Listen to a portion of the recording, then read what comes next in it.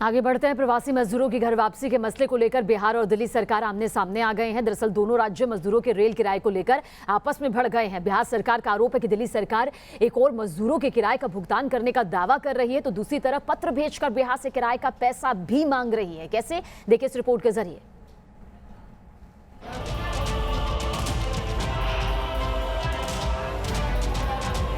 प्रवासी मजदूरों की घर वापसी आजकल एक बड़ा मुद्दा बना हुआ है और अलग अलग राज्यों में फंसे प्रवासी मजदूरों को उनके गृह राज्य तक भेजने के लिए लगातार श्रमिक स्पेशल ट्रेन चलाई जा रही है। लेकिन अब इन श्रमिक स्पेशल ट्रेन के किराए का मुद्दा राजनीति का रंग लेने लगा है। ताज़ा मामला बिहार और दिल्ली सरकार के विवाद के रूप में सामने आया है। ये मुद्दा उस वक्त गर्म हुआ जब दिल्ली से 1200 प्रवासी मजदूरों को बिहार के मुजफ्फरपुर ले जाने वाली श्रमिक स्पेशल ट्रेन के किराए के संबंध में दिल्ली सरकार के मंत्री गोपाल राय ने एक ट्वीट कर किराए का दिल्ली सरकार की ओर से भुगतान किए जाने का दावा किया। अपने ट्वीट में गोपाल राय ने लिखा कि श्रमिकों को लेकर दिल्ली से मुजफ्फरपुर बिहार के लिए रवाना हुई ट्रेन में सवार सभी 1200 लोगों का किराया देगी अरविंद केजरीवाल सरकार। गोपाल राय के इस ट्वीट का जवाब बिहार के जल संसाधन मंत्री संजय झा ने ट्वीट करके दिया और दिल्ली सरकार पर सफेद झूठ बोलने का आरोप लगा दिया। 2 टुकड़ों में किए गए अपने ट्वीट में संजय झा ने लिखा कि श्रीमान अरविंद केजरीवाल जी, झूठ के साथ समस्या यही है कि आप भूल जाते हैं कि कब क्या बोल चुके हैं। अब देखिए ना, आपके मंत्री गोपाल राय ट्विटर पर सफेद झूठ बोल रहे हैं कि दिल्ली से मुजफ्फरपुर आने वाली ट्रेन का किराया आपकी सरकार देगी, फिर चिट्ठी भेजकर हमसे पैसे भी मांगते हैं। माननीय मुख्यमंत्री नीतीश कुमार पहले ही साफ कर चुके हैं कि हम श्रमिकों के भाड़े की रकम के अलावा 500 रुपए अतिरिक्त भी देंगे, तो दिन दहाड़े दिल्ली सरकार के मंत्री झूठ क्यों बोल रहे हैं? ये तो नीतिगत बात है, लेकिन आप कोविड-19 के समय भी इतनी ऊंची राजनीति करें, शोभा नहीं देता। संजय कुमार झा के बाद बिहार सरकार के मंत्री नीरज कुमार भी गोपाल राय पर बरसे।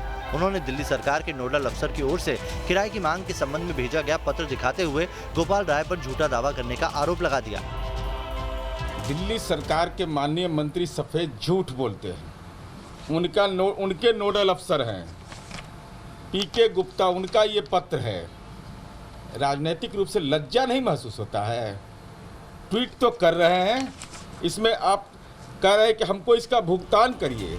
किराए की मांग की चिट्ठी सामने आ जाने के बाद दिल्ली सरकार के मंत्री गोपाल राय को भी अपनी ओर से सफाई देने के लिए सामने आना पड़ा।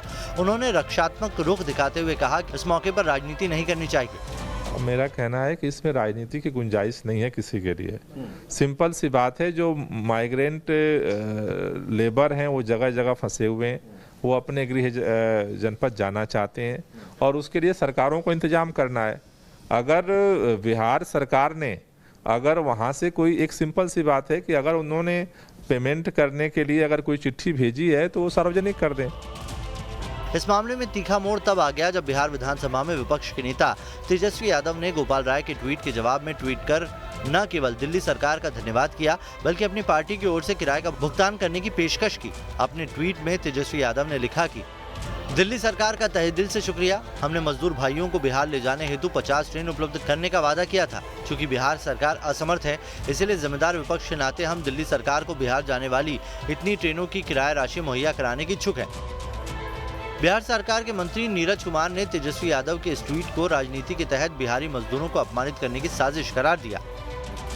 के साथ खड़े होते हैं तेजस्वी यादव जी, जिनका लोकेशन नहीं पता है, लोकेशन कहाँ है। तो इसका मतलब साफ है कि दिल्ली में जो भी घटनाएं हो रही हैं, राजनीतिक घटनाक्रम के तहत तेजस्वी यादव की भूमिका है प्रवासियों को अपमानित करवाने में। श्रमिक स्पेशल ट्रेन के किराए को लेकर शुरुआत से ही सियासत हो रही है। हर दल इसे अपने सियासी फायदे के रूप में इस्तेमाल करने की कोशिश में है, जबकि कोरोना महामारी के इस काल में हर दल को ऐसी सियासत से बचने की कोशिश करनी चाहिए। पटना से रजनीश सिन्हा के साथ मोहित बख्शी, न्यूज़ नेशन, दिल्ली।